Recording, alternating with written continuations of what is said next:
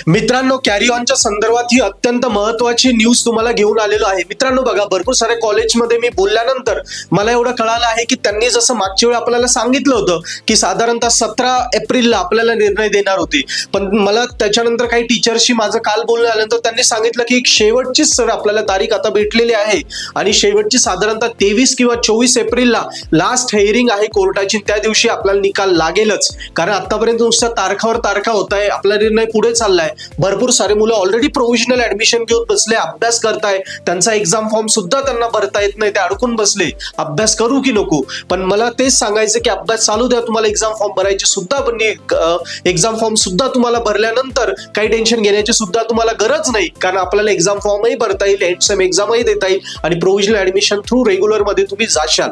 Yes, so साधारणतः जसं मला कळालं त्या पद्धतीने 23-24 एप्रिलला एक फायनल आपला पॉझिटिव्हच निर्णय येणार आहे. अशा प्रकारे टीचर्स मला बोललेले ते सगळे पॉझिटिव्ह आहेत, सकारात्मक आहे. सो तुम्ही सुद्धा पॉझिटिव्ह राहा. बाकी काही अजून अपडेट आल्या तर मी कळविलेच. कॉलेजच्याही टच मध्ये राहा, एक्झाम सेक्शनच्या, आपल्या कॉलेजच्या एक्झाम सेक्शनच्या टच मध्ये राहा, म्हणजे तुम्हालाही काही अपडेट आली तुम्हाला कळेल आणि आता घाबरण्याचं कारण नाही. नियर अबाउट कॅरी ऑन आपल्याला भेटणार आहे.